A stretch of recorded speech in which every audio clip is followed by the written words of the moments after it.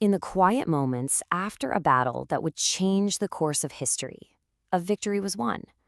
But with that victory came a question that had never really been asked before, a question that would go on to define the very soul of a new community. This wasn't just about winning or losing. It was about what to do with 70 captive men. And the answer? Well, it would set a precedent for centuries. So, let's dive into this pivotal moment. The year is 624 CE. The dust is settling on the battlefield of Badr. The small, just starting out Muslim community has pulled off a miraculous victory against a much, much larger army. But now, they face a totally different kind of challenge. Just try to imagine the scene. These prisoners weren't strangers. They were cousins, uncles, former neighbors from Mecca, the very same people who had persecuted them and driven them from their homes. The weight of this decision was just immense, and it fell on the shoulders of the Prophet Muhammad, peace and blessings be upon him, who turned to his closest companions for their advice. And what came next was really a debate for the ages. It was a fundamental clash between two powerful virtues that seemed to be completely at odds with each other. Two very distinct paths emerged, and they were championed by two of the most respected figures in the community. And this is where it gets really interesting. Just look at the contrast here. On one side, you have Abu Bakr, and he's arguing for mercy. He says, "They are our cousins. Take ransom. Maybe Allah will guide them." His whole focus is on kinship, on rebuilding, and on the hope for redemption. But then, on the other side, you have Umar, arguing for straight, uncompromising justice. He calls them leaders of disbelief and demands their execution to show that this new faith has zero tolerance for its enemies. Talk about a stark choice, right? In that moment, the Prophet's own inclination was towards mercy. He chose the path of ransom, hoping it would bring reconciliation and strength to the community. But the story doesn't stop there. To really understand the depth of this moment, he explained the nature of both of these opinions. He actually put these two viewpoints into a much bigger context, comparing his companions to prophets who came before them. It showed that both mercy and firmness, well, they both have a place in divine history.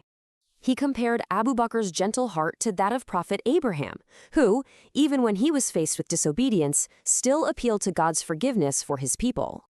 And he also compared him to Prophet Jesus, whose plea to God was one of ultimate compassion, leaving the fate of his people entirely in God's hands, whether for punishment or for forgiveness. Now, when he turned to Umar, he showed that his farm stance also had a prophetic parallel. He was likened to Prophet Noah, who, after centuries of rejection and persecution, finally prayed for the destruction of those who were just spreading corruption on earth.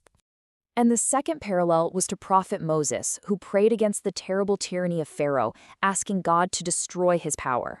So what the prophet was doing was validating both perspectives. He was saying that mercy and justice, they both have their time and place. But on this specific occasion, for this brand new community, a divine revelation was about to intervene. It would provide a really crucial clarification and a higher principle to guide them forward. The sources tell us that the very next day, the Prophet and Abu Bakr were seen weeping. This verse had been revealed. It was a gentle but firm correction. It wasn't saying mercy was wrong, not at all. It was a lesson in priorities. So, here's the crucial point. For a new state that's still under an existential threat, showing weakness or seeming to prioritize financial gain, the good of this world, over establishing security and justice, well, that could be fatal. The power of tyranny had to be broken decisively first. But this is where the story takes such a remarkable turn, because even with this divine counsel that prioritized strength, the actual treatment of the prisoners became a profound lesson in mercy. It was such a simple instruction, but the way it was carried out was absolutely revolutionary. It set a standard of compassion that was just unheard of in the 7th century, and frankly, in many parts of the world today. And just look at how this played out. The captors, the men who had been persecuted by these prisoners, they fed them their best food, bread, while they themselves survived on dates. They would give their prisoners a ride on their own camel while they walked. And ransom wasn't just about money. For some, the price of freedom was education, teaching 10 children how to read and write. This was a whole new kind of victory. And the effect was just profound. This treatment, this compassion in the face of all that past hatred, it began to change hearts. Many prisoners, when they went back to their families, they spoke about the incredible character of the Muslims, and many would later embrace Islam, not by the sword, but won over by mercy. So, what came out of all these complex events at Badr wasn't some simple one-size-fits-all rule. It was a sophisticated and really enduring ethical framework for times of conflict. And that framework included a crucial exception. While overwhelming mercy was the general principle for the average captive, it did not mean a blanket amnesty for everyone. Two men in particular, who were known for their relentless persecution and for actively trying to start wars, were held accountable. Their execution was seen as a necessity to protect the vulnerable community from those who would simply never stop trying to destroy it. And this, right here, is the ultimate takeaway. The legacy of Badr is this incredible balance. It established a standard where compassion and humane treatment are the default, but not at the expense of justice and security.